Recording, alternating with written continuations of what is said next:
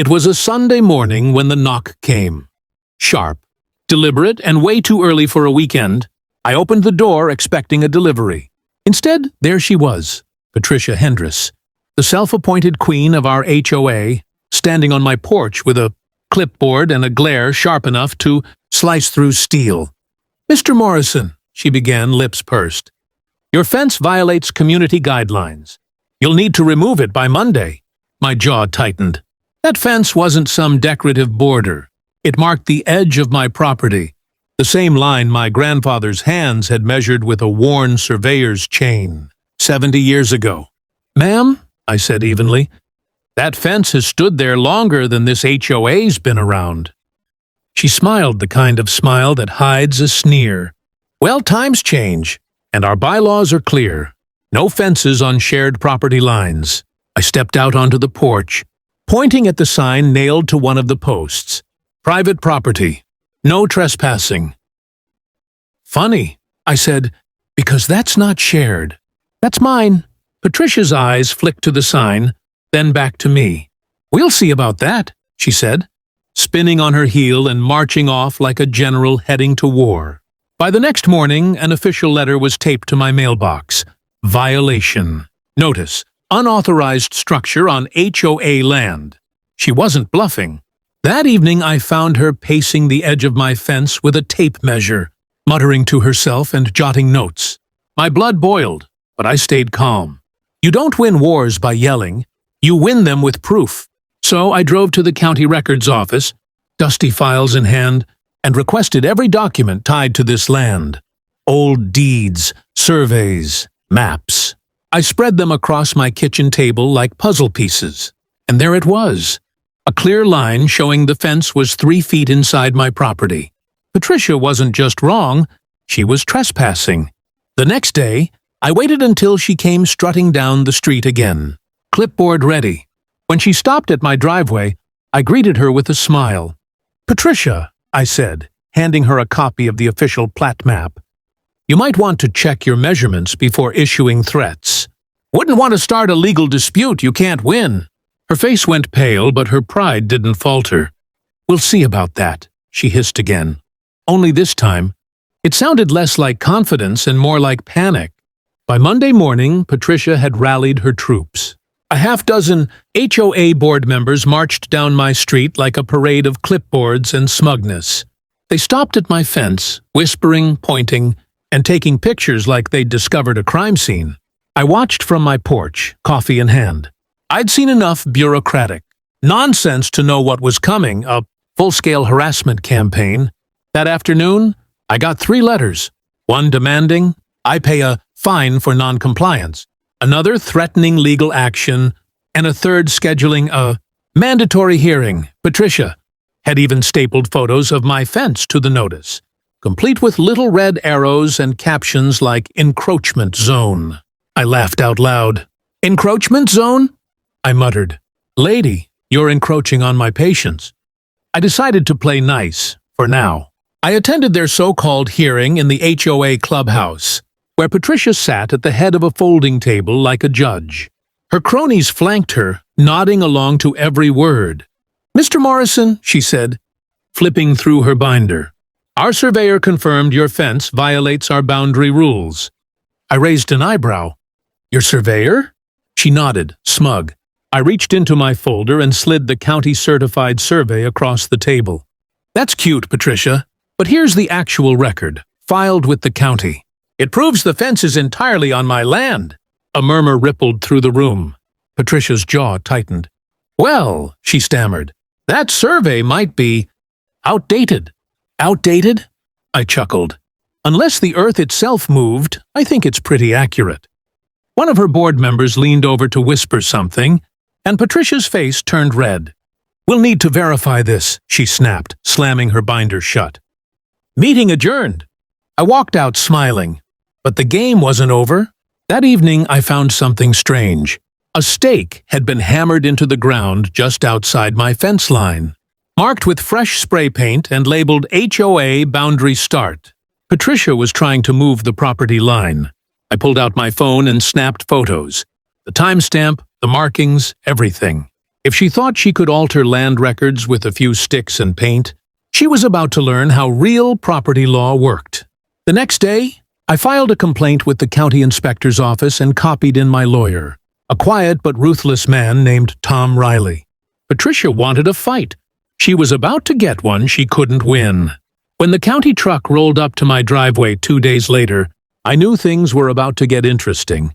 The county inspector's truck pulled into my driveway just as Patricia strutted over, sunglasses perched high like she was some kind of celebrity. I leaned against the fence, arms crossed, while the inspector, a tall man named Harris, unfolded his clipboard and glanced at us both. "All right," he said. "I received reports of a boundary dispute between the HOA and Mr. Morrison here." Patricia jumped in before I could speak. "Yes, that fence clearly encroaches on HOA common property. We've conducted our own measurements and—" Harris raised a hand. "Ma'am, only official county records determine property lines. Let's take a look at the documentation." I handed him my copy of the plat map, complete with the county seal. Patricia huffed and presented her stack of color-coded papers, none of which had any legal stamps. Harris flipped through them, unimpressed. "Where did these come from?" he asked. "Our HOA surveyor," Patricia said, chin high. He nodded slowly. "Private surveys hold no authority unless filed with the county." He turned to me. "Mind showing me the physical fence line?" We walked along the posts, Harris marking the coordinates with his GPS unit. He paused at one of Patricia's fake boundary stakes, still bright with spray paint. "Did you install this?" Patricia hesitated. "Our HOA maintenance team placed it for clarity." Harris crouched down, snapped a photo, and stood. "You do realize, tampering with or misrepresenting property boundaries is a legal offense, right?"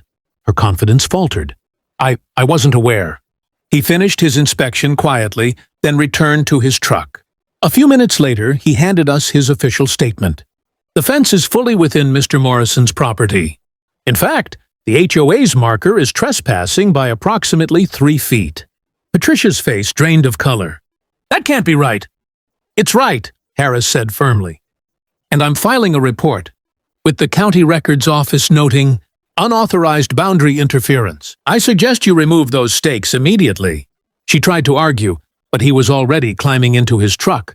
The door slammed, and the engine rumbled to life. Patricia just stood there, staring at me like I'd just outplayed her in her own game. I smiled. "Guess that's settled then." But it wasn't. That night, I spotted flashlight beams flickering near my fence line. Someone was out there, again. I grabbed my phone and recorded from the porch, zooming in. Sure enough, it was Patricia, yanking out the county marker Harris had left behind. I didn't say a word.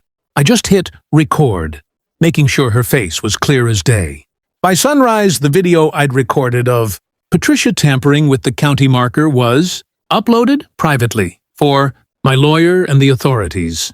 I didn't plan to humiliate her, but if she wanted to play dirty, she was going to lose by her own rules. The next morning, I woke to the sound of tires crunching on gravel. Another county vehicle pulled up, this time with 2 officers and Inspector Harris. Patricia was already outside, pretending to water her flowers, but the moment she saw them, her face froze. "Mrs. Hendress?" Harris called out. "We need to speak with you about property tampering and unauthorized actions on county-marked land." Her watering can clattered to the ground. I was just correcting an error," she stammered. Harris held up his clipboard. "The only error here was you, removing official markers and attempting to alter a boundary line. That's a criminal offense." Her voice cracked. "You can't charge me. I was protecting the HOA." The officer beside him stepped forward. "Ma'am, please step aside while we document this." I stayed back, arms crossed, watching as they photographed the scene. Patricia tried to defend herself, waving papers and shouting about bylaws, but it didn't matter. Her authority ended at the edge of my fence, and now everyone knew it. Within a week, word spread fast. HOA members were furious, not at me, but at her. The board called an emergency meeting and, in a rare display of collective sense, voted Patricia out as president.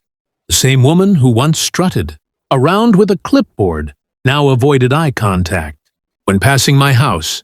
A few days later, I saw her car loaded with boxes. She didn't even look back when she drove away.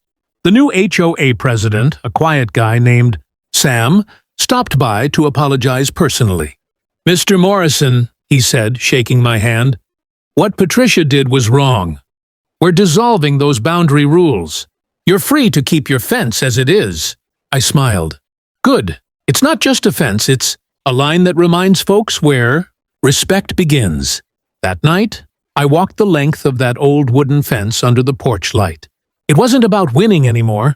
It was about standing firm when someone tried to take what was rightfully yours. Sometimes, the best revenge isn't shouting louder. It's proving you were right all along and watching the people who doubted. You learn that the hard way. If you enjoyed watching this showdown, don't forget to hit that like button, drop a comment about what you would have done, and subscribe for more crazy HOA and Karen stories every week.